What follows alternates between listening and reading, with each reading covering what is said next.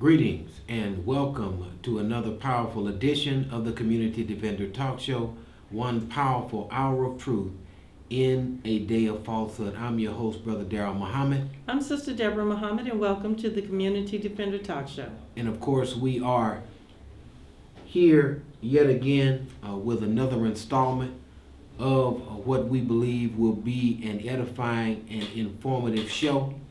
Where, of course, we do not apologize for dealing with issues that relate to black people. This is a show dedicated to the resurrection and rise of our people.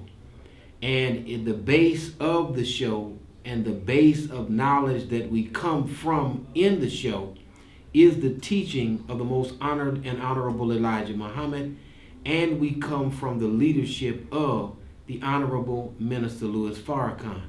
We, of course, are not prepared, nor will we ever be prepared to apologize for the stands that we have taken, the principal stands that we have taken here at the Community Defender.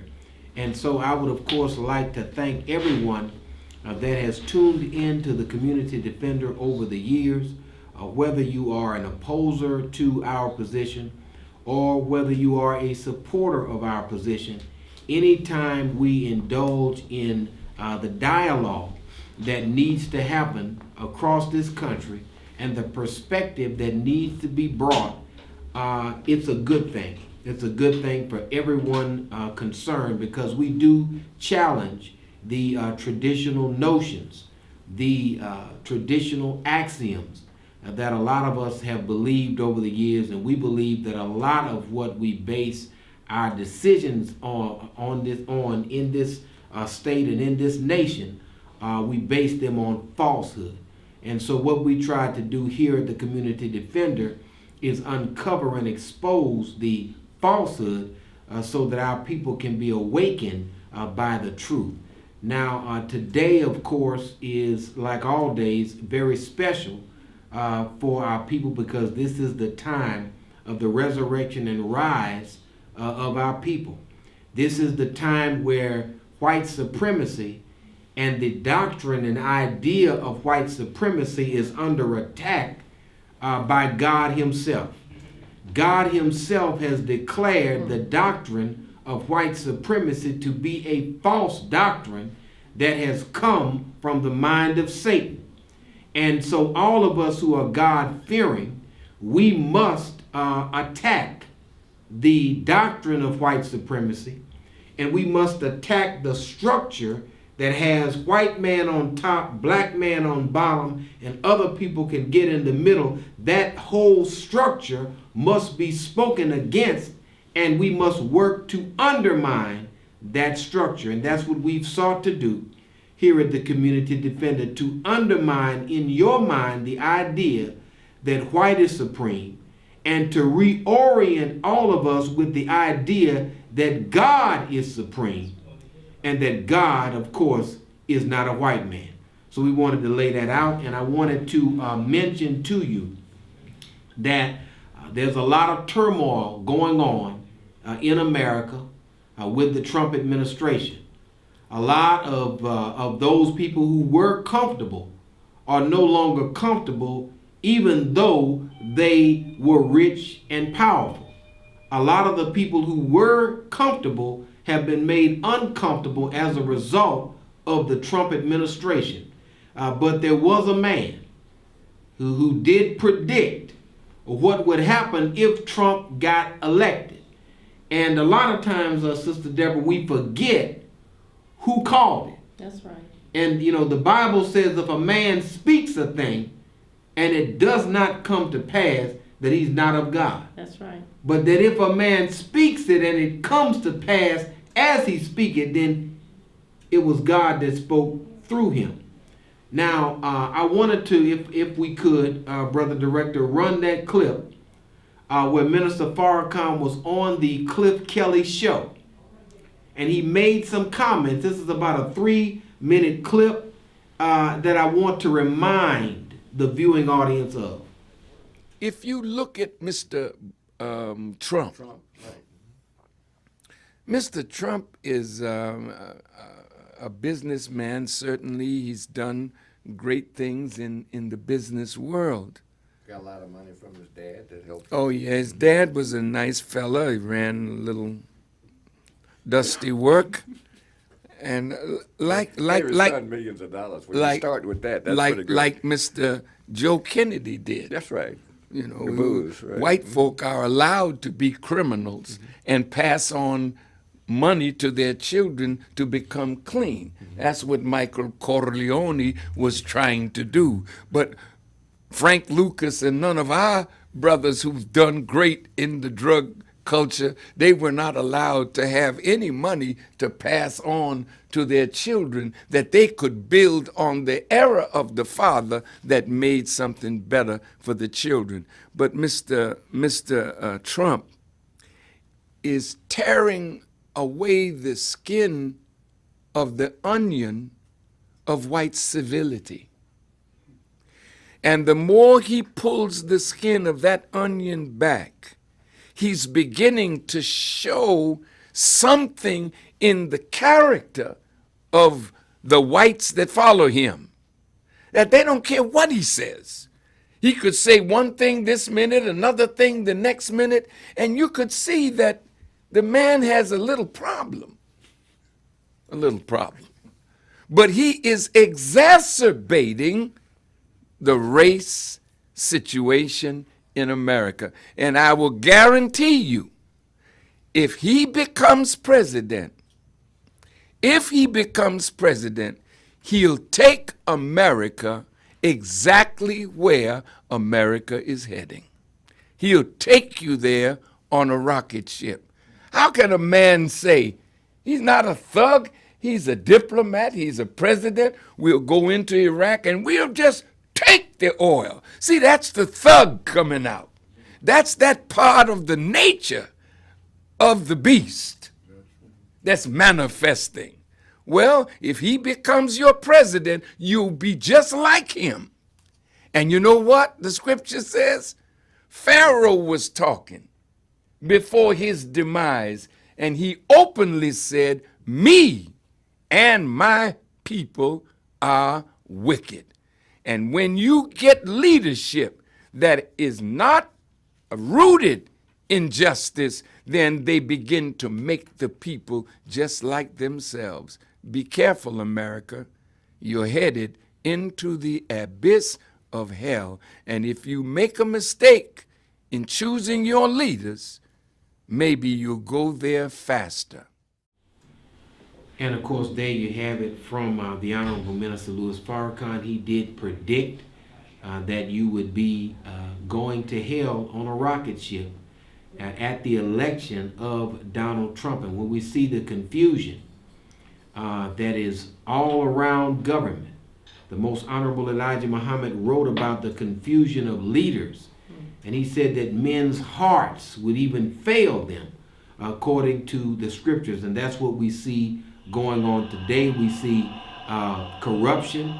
We see the rot that has been in America, but it is coming fully exposed as a result of Trump bringing out more of the latent hatred that has been existing, that we've been experiencing. Now, when you look at what Jeff Sessions is doing, he wants to abandon the consent decrees that would declare that police departments should be more sensitive in their interaction with what they call racial minorities.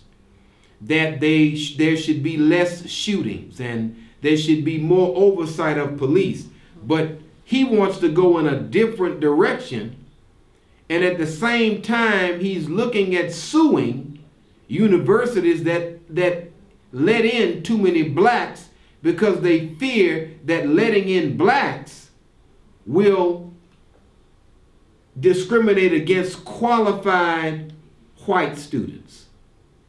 Interesting, if a black person is able to go to school, they're looked at as not being qualified.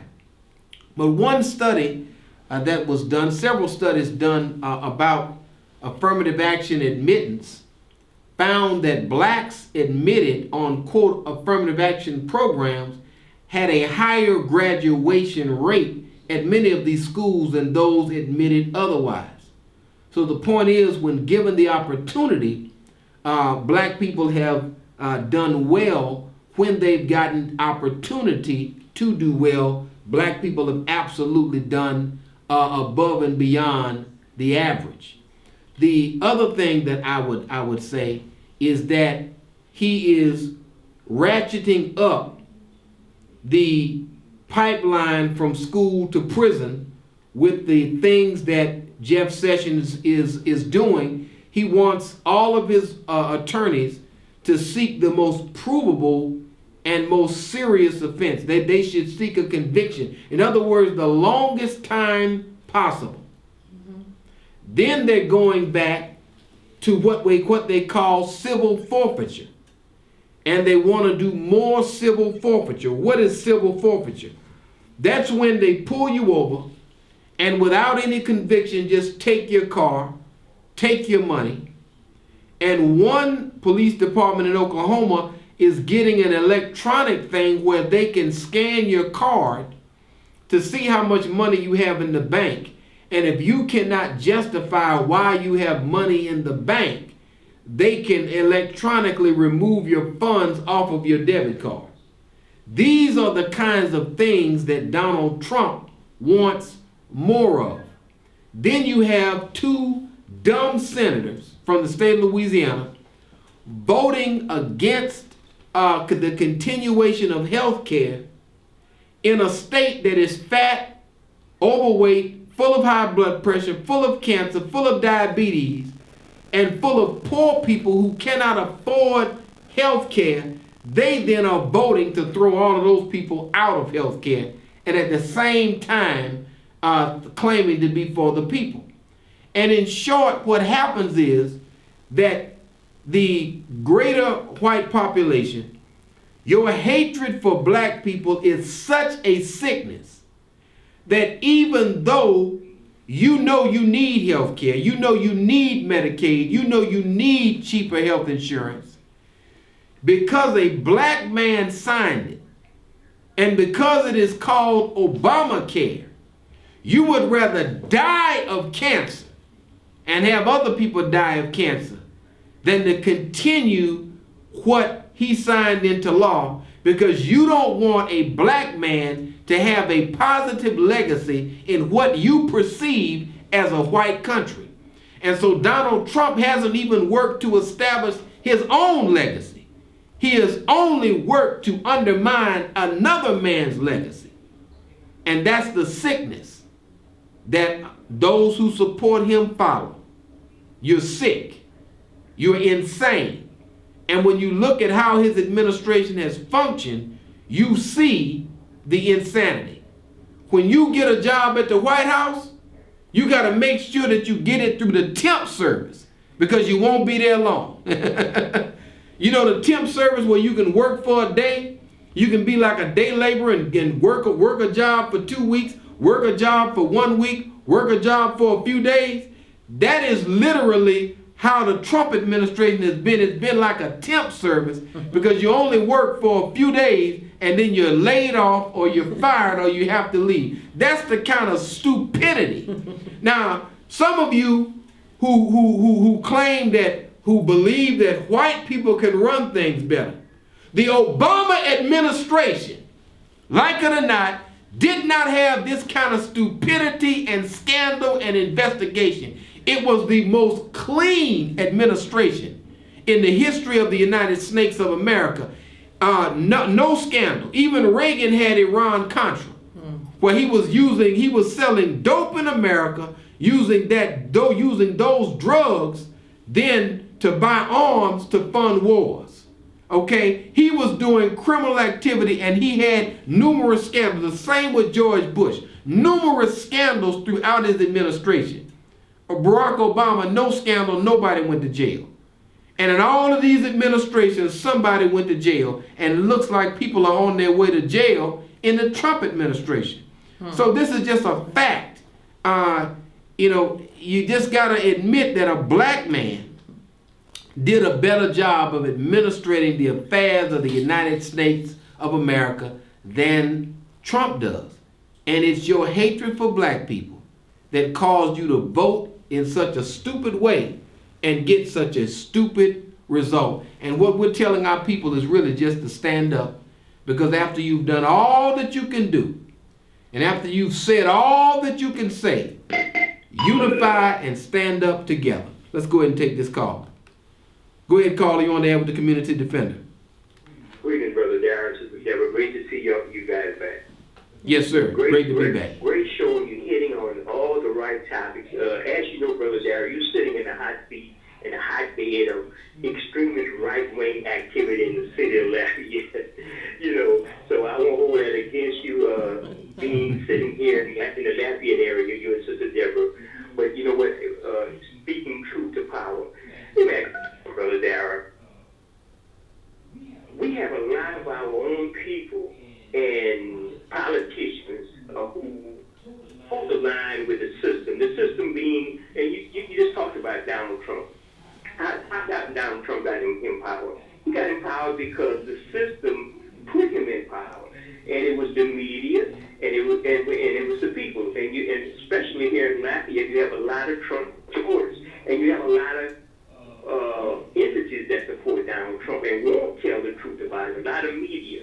And I heard today, and I'm trying to draw these two things together. And I heard on another talk show, a politician, African American city councilman, who I respect a lot on some issues, but he was totally not balanced in his analysis of the way the media treats the black community.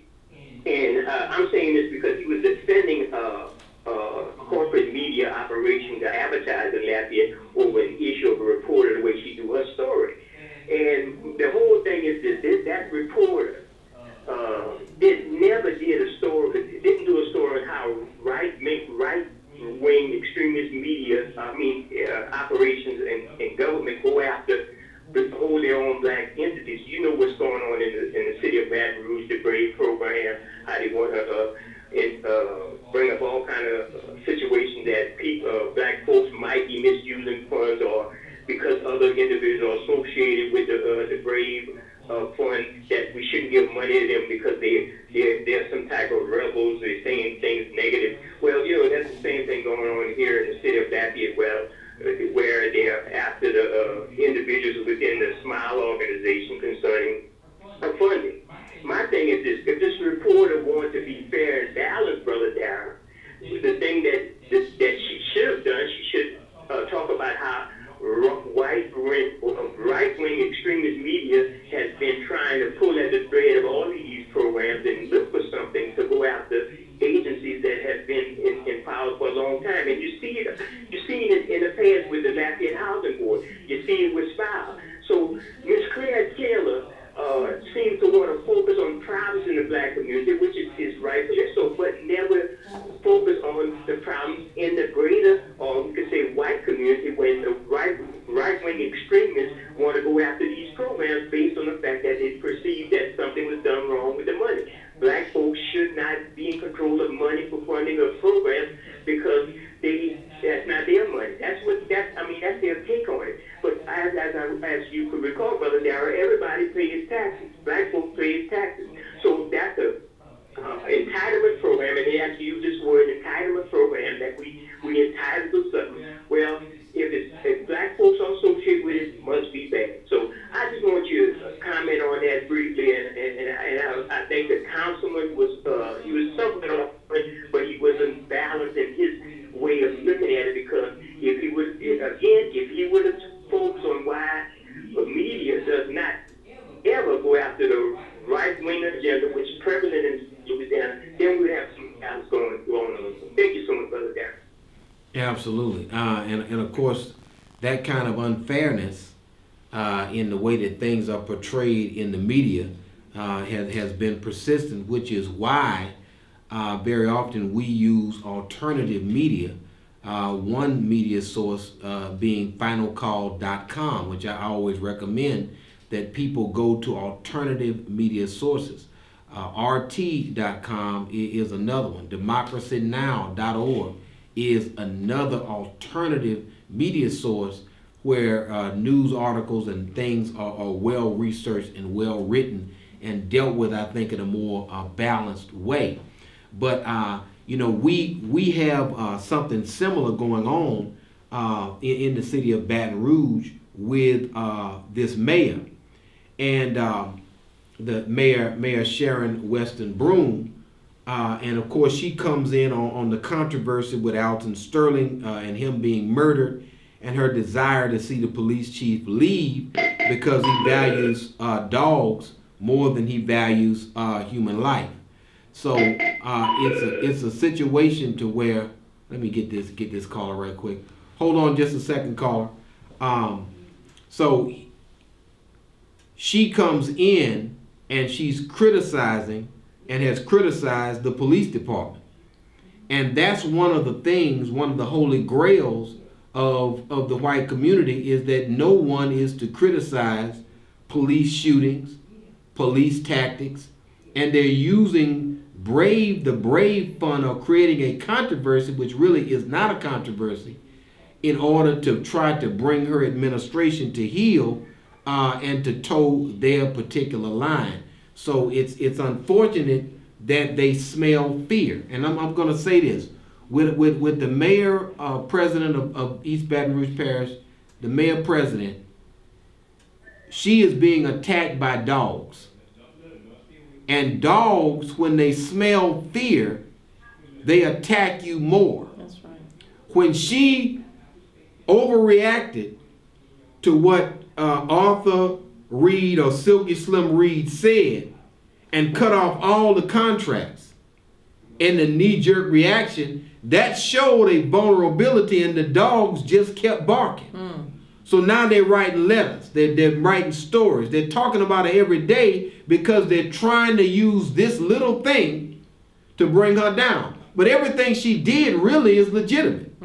And the contracts are very, very small. But I'm going to say this. In the city of Baton Rouge, they will give a $150,000 contract at the Metro Council meeting to somebody to research or write a report on the feasibility of adding a turning lane at an intersection. And they'll give somebody $150,000 to study whether or not it's feasible and come back and write a report. Right. Well, hold on a second. You got somebody has 1 week or 2 weeks of work, and they get a chance to get $150,000, $200,000 to do a quote unquote study to justify what you already had decided to do, which is to add a turning lane. But we got to have all of these frivolous studies that we pay all these consulting companies to come back and write us a report. All of that is a bunch of cronyism.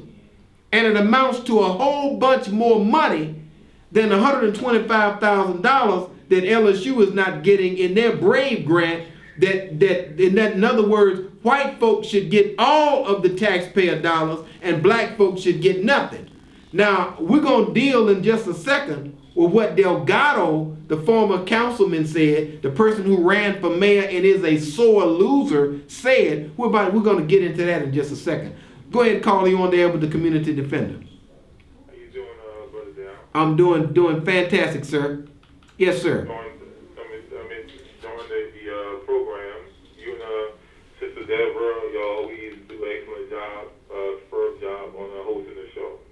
And I just want to make a little comment about Donald Trump. Donald Trump, he has a 33% approval rating, and I'm going to let you know why, okay? This is one reason why. He goes before a group of police officers and makes a speech. And during the speech, he comes out and he says, when y'all arrest people, have these suspects, don't be too nice about, arresting them. Just, don't take your time and place them in the car and make sure, everything's okay. Just, be a little bit rough with them and do whatever you have to do. And I'm looking at this guy and I'm watching him on television. I'm saying, man, is he serious? Did I hear what I just heard? After in the wake of all these police shootings that's been going on in the country the last couple of years, police, gunning down innocent black men and women. And this make a statement like that, you know, I couldn't believe what I was hearing. You know, he's just, he's an embarrassment to the country. I mean, it's safe to say that. You know, it's very safe to say that. Mm-hmm. And like you said, you know, earlier before, a lot of these Trump supporters, you know, they have so much of a hatred for blacks that, you know, they allow this And Mexicans. to do. Yeah, and Mexicans. Any non-whites. Yeah. You know, you're talking about the alt-right or the neo-Klan. All of that stuff is how Trump is rolling, and white people looking at a beautiful black first family, they literally were biting their nails each and every day, and so they're just tired of it. And when he said "Make America Great Again," I say that the white folks understood that. The code language was "Make America White Again," because you remember greatness and whiteness go together with white folks. That's the way they look at it. They have a great white shark. They were looking for a great white hope, and there's a band called Great White. So greatness and whiteness are really the same in white folks' eyes. And so when Donald Trump said "Make America Great Again," they understood what he meant, which was "Make America White Again." And let's remove these blacks from administrations, and let's go ahead on and make this the white country that it's supposed to be. He talked about our country. He uses that phrase all the time, and really what he's speaking to is his racist base, which is the "our" means white folks' country. Sister Deborah. Yes, sir. First of all, I would like to, of course, congratulate you for making a milestone in your life and wish you a happy birth anniversary today. Brother Darrell has made another birth anniversary, and so we're very glad that we're able to tell him happy birth anniversary. So, of course, you all can call in and wish him happy birth anniversary as well. And then next, I would like to go into a couple of issues. I took time to make a couple of notes when you were speaking, and the first thing that you dealt with is Jeff Sessions. And in the news cycle, I've been hearing that Jeff Sessions, the term that they use to describe Jeff Sessions' political bend, they call him a nationalist. Mm-hmm. Okay? And I thought that was interesting because, of course, when black people have a nationalist social bend or mindset, they call us black nationalists. The only thing that they left off on calling him, you know, a nationalist is that he is a white nationalist. Absolutely. And it's like, you know, because the country, America was founded by white males, that's what it's a code word for, once again, white supremacy. So when you hear the word nationalist, just take note to that they're referring to Jeff Sessions as being a white nationalist. And somebody that believes America should be a white nation with white culture and white norms. And the unspoken terms that are in there, that he is really anti everything other than white. So you really have to listen to the corporate run media very carefully, because I think they're saying certain things from the White House. They're doing this drip, drip, drip type of dissemination of information. So, you know, you hear about Jeff Sessions, he's a white supremacist, and then, of course, once Donald J. Trump, as they say, he turns on Jeff Sessions. Interestingly enough, you kind of heard some black people coming to his defense and saying that he's being treated unfairly and unjustly by Donald Trump, when just a couple of days ago you recognized what he is, I don't want to say was, and as a white supremacist. So that's one thing that I wanted to say. And then another thing that you mentioned was about the whole school to prison pipeline, and how that Jeff Sessions' legislation is actually bolstering that whole pipeline, path for black males in particular. in Chicago, Rahm Emanuel had put forth, the mayor of Chicago had put forth, I guess, a program for high school students, and that there was like 3 or 4 tracks that you could take if you were in high school. Upon entering high school, you had to decide whether or not you were going to do vocational education, college track, or military. And so they were just, this whole thing is that the prison to pipeline, a lot of these young black men who are disenfranchised from the educational system are not going to the military. A lot of them have been labeled. And should they go to the military of a country and fight for a country that fights against them every day? Exactly. I mean, that's just a question that I'm putting out there, because America is anti-black male, Right. as a policy. So, for a black male to be fighting for a country that is against a black male, it just seems very ironic. It seems is like very a ironic. contradiction. But see, you have to, they're so wickedly wise in how they craft their policies where they make the victim look like the perpetrator. Mm-hmm. Black America is being victimized legislatively and judicially by, the system, and we're made to look like it is, us, our fault, children. right. Yes. Mhm. And that's what's so interesting about this. And so then, say for instance, you have to choose whether or not you're going to go to college. And if you're already disenfranchised from kindergarten to high school, to that point, what is the likelihood that you're going to take a college track? And with industrial trades, they're cutting those programs every day. When we came up, you could get, you had auto shop in the school. Mm-hmm. You had woodworking shop. You could come out of high school with a trade when we were in high school. They had something, FBLA, Future Business Leaders of America. Where they taught you, managerial skills. You could come out of high school if you weren't going to college with skills necessary to be able to make a living for you and your family. And we're not that old. So, all these things have been removed from the school system. So what is left for the black man? For not just now, the black female, is the incarceration rate is starting to increase significantly for the black female. So what else is left? Prison. And so you have this pipeline, and in every avenue, it's like being bottlenecked into prison. It's like they're cutting off every avenue for the black male and female to actually be able to, make it through this system. Mm-hmm. It's Absolutely. absolutely unbelievable. And then you talked about the health care bill and the senators from Louisiana. I was in a breakfast with a chamber of commerce in the city of Monroe, where I'm working at. And Bill Cassidy, started off talking negatively about the antics of Donald Trump. He doesn't agree with him on hardly anything, it appears to me.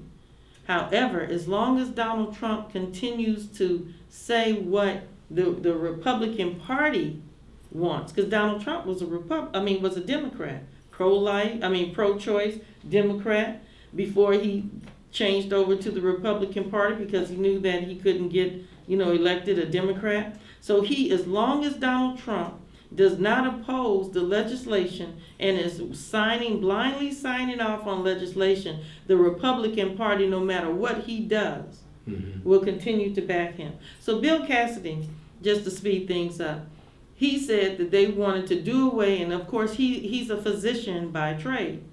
They want to do away with the Obamacare bill instead of amending it or tweaking some of the things like the mandates and things like this that may be kind of difficult, maybe bringing down some of the premiums. However, Bill Cassidy is trying to be an author of the bill, of a Cassidy healthcare bill. And so what people don't understand, that it's not just a healthcare bill that they're sending before Congress. They're attaching other auxiliary legislation to this, such as cutting funding for Pell Grants, for higher education. So remember when we said that, like in Chicago, that Rahm Emanuel said that there were programs for you had to go to higher education, and when you enter in high school, you have to decide your track. So, but on this side, with the healthcare bill, they're cutting legislation for funding for college. So then, how are you going to be able to pay for college, even if you did choose that track? Yeah, I mean, the noose is of strangulation is getting tighter and tighter as time goes on, as we go on. Now, I did say that I wanted to deal with something that John Delgado, who is and keep in mind, the only reason I bring him up is because he's emblematic of a mindset that has pervaded the larger white community for quite some time. And that is, investment in black people is worthless. That's the idea. Mm-hmm. And you don't really need to invest anything in black people or give black people any contracts, even though they're the majority of the people in the city limits. You don't need to give them anything. Just give it all to the Caucasian, even though most of the sales taxes we pay in the city of Baton Rouge. Interesting, but the idea that they are scrutinizing some $9,000 contract or some $7,600 contract with hundreds of millions of dollars in a budget, that they're fixed on that, when again they just throw money away to consulting firms who grease the palms of those in government like it's no tomorrow. So the idea that they would all of a sudden be concerned about an $8,000, $9,000, $7,000 contract is totally off the wall. Nobody really should believe it. And Sharon Weston Broome must fight back. You're dealing with dogs. They're not good people. They're not anybody that you can negotiate with, Sharon. They want you dead. They want your administration destroyed. That is their goal. If you do not understand that they want your administration dead and they want you to be politically dead, not even a viable political candidate for anything, they want to destroy your career. They want your career dead. Okay? You cannot negotiate with them. The only thing you can do when somebody wants to crush you is to fight back. You do not have a choice. You can't distance yourself from Silky Slim and think that they're going to make nice with you, because when you did it, that's when your trouble began. Because once you disassociated yourself with your allies and you cut your allies off, then they got you isolated and in the corner where they can just all gang up on you like a pack of dogs and just get you. But this is where our community has to come with. If we disagree or we, agree with the stand that she took, we have to come around our sister. See, that's what happens a lot of time. Mm-hmm. When the enemy comes in to seek to destroy someone, they isolate you. It's a tactic that you find mm-hmm. in the wild all the time. And let me say this, and you're absolutely right. And whatever the sister does of good, we as conscious people of compassion, we have to do what we can to come to the aid of the sister who I think, this is just me, wants to do some good things for the people in Baton Rouge. I think she wants to. But the question is, does she have the courage? Now, her predecessor, Kip Holden, didn't even want to. He didn't want anything in North Baton Rouge where black people lived except a brand new prison. That's the only thing that Kip Holden wanted that I could see. So, but here's the thing. I'm gonna read this story, and of course I'm reading it on a smartphone because now we do things like this. I would prefer to have printed it out, but we'll read it. Former Metro Councilman, and this is from it's from redstick.com. And it's dealing with things that John Delgado, who unsuccessfully campaigned for the mayorship himself, he said, former Metro Councilman John Delgado, claims Mayor Sharon Weston Broome is coddling vicious gang members who write impassioned poetry and lack criminal backgrounds or gang affiliations. In a Facebook post last week, Delgado insisted Broome is imperiling the lives of area residents by not taking a strong stand against youngsters in North Baton Rouge who are allegedly engaged in violent gang-related poetry composition. Crazy. What's that, Brother Darrell? What? What's a violently related gang poetry competition? I'm just reading the article. Mayor Broome paid some guy, this is what he said, and it's quoting him, Okay. some guy $7,600 to teach gang bangers how to write poems, Delgado wrote, Sounds good to referencing me. documents showing Broome budgeted various community outreach programs through the Crime Fighting Brave initiative. How irresponsible and reckless to spend taxpayer money to train these thugs so they can endanger law-abiding citizens with expressive verses. With poetry. This guy is crazy. He's crazy. I don't even know why you read that. I gotta see, but That's crazy. people have to hear That's like what hearing to Donald think. Trump say something. Delgado, a Republican who unsuccessfully ran for mayor last fall and now does governmental affairs work for the Baton Rouge Union of Police. So he's okay. with the people who are backing up Salamone, who murdered Alton Sterling. Okay. That's my take on it. Reiterated his assertion in a subsequent comment. Now he goes on to say, these animals don't value human life. All they care about is poetry. Now, What? all they All they care. care about is poetry. Now that boy is crazy. Now here's the thing. That's a Donald Trump supporter. To call black youth in North Baton Rouge gangbangers And vicious or whatever. and not caring about human life. The people who don't care about human life is some of these skinhead style police who murdered Alton Sterling. They don't care about human life. They help drugs to come into the community. They plant dope on people. They participate in prostitution. They, a lot of times, with badges, bring the crime to the area and they harass people in the name of a high crime area. They don't care about human life because they seek to destroy families each and every day, in my opinion. Now, he goes on to say she's spending public funds to teach hoodlums how to better terrorize the community with their original literature, spitting rhymes, shooting bullets. It's all the same to me. That boy, It is, I mean, but there's some truth in it. but here's The the minister thing. said that they could reach more, the rappers could reach more and be more effective than the preachers in the pulpit. So maybe it is dangerous These if they have a animals voice. don't value human life. All they care about is poetry. We have to be tough on these murderous gangsters, not pamper them. So he doesn't believe that just now, from what I've heard, and I have to verify it, that these group of young people who are being mentored and taught how to write literature they're being engaged educationally, that they went out of town and won some first place trophy. So he doesn't believe that investing in poor black people is even worth the money. Just be tough on them, throw them in jail. Don't engage in the culture of literary expression, which is something that human beings have done for eons of time, that black folk don't need to be involved in that. Just throw those Negroes in jail. That's really what I believe he's saying. Now, growing up, I was around my grandparents.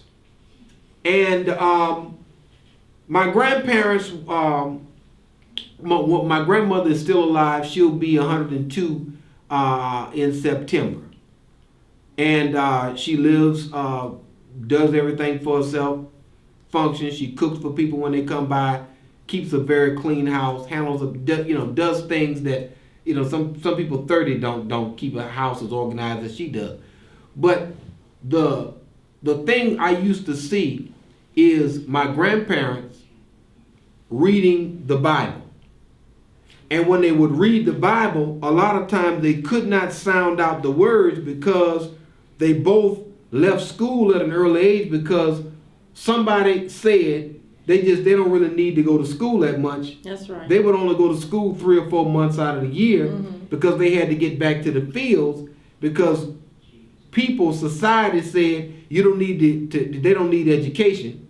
They don't need to learn how to read well. They just need to be able to pick some cotton and plant some crops, and that's all they need. Now, somebody is saying the same thing today. I believe that that's the same thing Delgado was saying. And when I would listen to my grandparents try to sound out words because they really couldn't read well, they would work together to try to sound out what was being said in the Bible because they were taught that the Bible was the Word of God. And so as good people, they wanted to know what God said.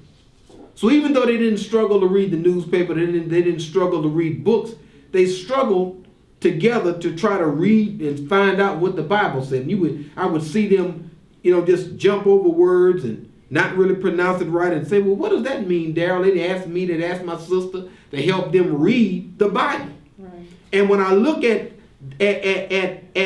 those beautiful people seeking to raise a family and seeking to find out what God said, because they had been taught that about the Bible, I see some good people who were victimized because somebody said you don't need to invest in them. That reading is for white people. And what this guy is saying essentially is that poetry and culture and art and investment in those things is for whites only. Jail is for blacks. Police brutalities and tasers and guns and billet clubs, that's for blacks. But poetry? Nah, don't give them any poetry. They need to be put in jail when you haven't even met them. Now, Sharon Weston Broome was working with black youth in libraries, and you and I attended a program where she had just been working on a reading program with the children in North Baton Rouge with great success. Right. Getting children to read books. This has been a passion of hers for quite some time. She didn't just do this when she ran for. She's been doing this for quite a while, Sharon Weston Broome. She doesn't do enough to defend herself and the work that she's done in the community when there were no cameras around. And that's why we have to come around her. And, there are those of us that have had dealings with our sister and, know the good that she's done. We have a picture with her when I ran the school or was the director of Muhammad University of Islam in Baton Rouge. And, she was there with us and taking a picture, being a representative. I think she was a council. She was probably a state rep. She was a state rep at that time. So, we need to come to her defense if we agree with her, don't agree with her on this particular issue, because that's what the enemy does. He seeks to divide. And so, we have to come together and get behind closed doors and hash out these problems amongst ourselves, okay? Absolutely. Now, this, of course, I'm going to read you something. It's called the Fourth Amendment. And it says, the right of the people to be secure in their persons, houses, papers, and effects against unreasonable searches and seizures shall not be violated. And no warrant shall issue but upon probable cause, supported by oath or affirmation, and particularly describing the place to be searched and the persons or things to be seized. This Fourth Amendment, they talk about the Second Amendment, but this Fourth Amendment that I wanted to talk about is never followed in America as it relates to black people. Black people are always lose life, liberty, and property without due process of law on a perpetual basis. So this idea of a free country, it has never been free for black people in general, never been free. And I believe that the solution is the same solution that the founding fathers of this nation had with England. And that's the establishment of something of their own where they can be free from the tyranny of an oppressive regime, which is the kind of regime that black people have lived under for 460 years. That's right. You know. And so I don't know how much time we have left. How much time, brother? How we doing? Huh? 30 seconds. All right. In the remaining time, we just want to tell you to continue to tune into the Community Defender. We're going to be coming back at you with another installment in a couple of weeks. But in the meantime, between time, continue to study, to work and live, and hug your children and kiss your spouse. And let's move forward and build a wonderful future for all of our people. God bless.